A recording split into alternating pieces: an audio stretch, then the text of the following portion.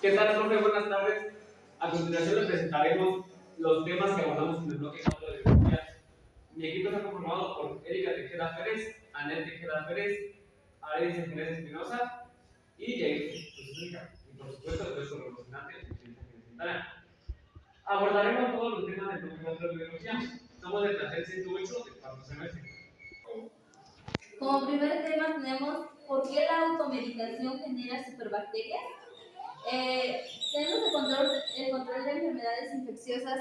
Como hoy en día conocemos, pues hace siglos no conocían lo que son los medicamentos que hoy en día existen. Antes, en estos tiempos de los 80, se podría decir, era más probable que una persona pues se muriera de una infección o de una enfermedad, y todo eso pues como no tenían cómo controlarlas se iban contagiando las personas. Entonces hoy en día pues ya todo eso cambió porque pues existen ciertos medicamentos que hoy en día existen muchos tipos de bacterias, pero pues como lo acabo de decir, pues ya existen ciertos medicamentos que los pueden combatir. Digamos que no todos en cierta manera pues terminan con ese virus o algo así, sino al contrario, hay algunos medicamentos que traen ese propio virus, entonces combaten con el virus que tiene la otra persona. También existe el proceso de migración y movilización de las sociedades. Esto sucede cuando, por ejemplo, una persona que está enferma o que pues, padece de alguna enfermedad y es contagiosa, viaja ya sea en un transporte público o viaja a otro país, y al tener contacto, no contacto ciertamente, sino o sea, digamos, para permanecer cerca de esa persona, la bacteria pues le puede contagiar a otras personas, y pues esto así se va contagiando de, de infecciones. Pues como segundo tema tenemos ¿a qué se refiere el proceso de la selección natural? En esto podemos encontrar la teoría de Charles Darwin. Pues aquí en este tema se enfocaron más en los pinzones, que son pájaros.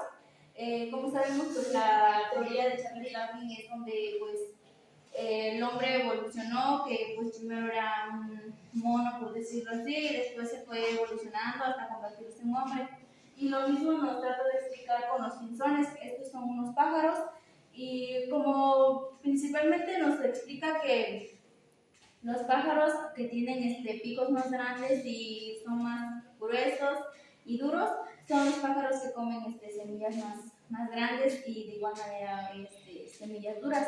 Y existen los pájaros que tienen el pico más pequeño y que pues esos son los que comen unas semillas más pequeñas. Y esto pues así se va evolucionando. Existen cambios evolutivos en las especies. Esto se refiere a que pues primero pasan por una etapa y después poco a poco van evolucionando, así como también podemos encontrar ese tipo de evolución en cualquier otro animal o hasta en las personas. Cuando son bebés, por ejemplo, tienen pues menos posibilidad de que por ejemplo, podemos encontrar un ejemplo en los animales que son como los pinzones, que también salen del huevo por lo mismo de ser un pájaro. Cuando son muy pequeños, digamos que no tienen el peso suficiente o nacen antes de tiempo, es muy probable que mueran.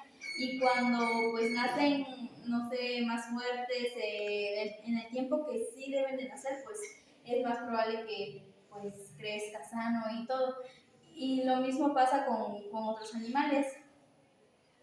Después tenemos la descendencia con modificaciones. Esto se refiere a que pues otros animales, pues digamos que podemos encontrar un parecido con ellos, como por ejemplo los pinzones. Hay algunos otros pájaros que Charles Darwin también confundía, pero que pues él digamos que tenía también su propia teoría de encontrar cuáles eran los pinzones y cuáles eran otros tipos de pájaros. Y pues eso se refiere a la descendencia con modificaciones, de que pues se puede parecer, pero no es el tipo de animal que pues es. Y pues bueno, estos fueron los dos temas principales que me tocó exponer del bloque 4 del libro de biología. A continuación, mi compañera Arely les va a explicar los demás temas. Buenas tardes.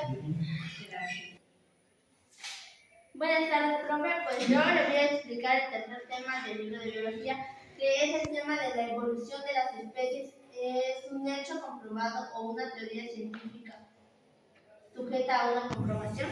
Eso significa que la teoría, más que nada la teoría de Darwin, explica sobre la evolución de las especies, sobre la comprobación del ADN, al igual